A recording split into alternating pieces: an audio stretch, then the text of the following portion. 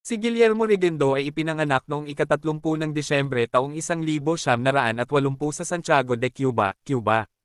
Siya ay nagsimulang magboxing sa edad na 10 at siya ay naging isang matagumpay na amateur boxer bago siya lumipat sa propesyonal na larangan.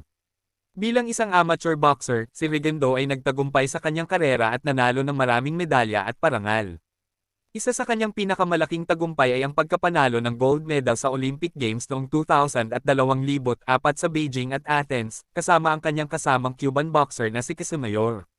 Sa propesyonal na larangan, si Reguendo ay sumali sa featherweight division at naging kilalang-kilalang boxer sa buong mundo. Siya ay mayroon ng mahusay na record bilang propesyonal na boxer at nakuha ang iba't ibang mga titulo sa kanyang karera. Si Guillermo Reguendo ay kilala sa kanyang kahusayan sa teknikal na boxing at sa kanyang kakayahang manggulat.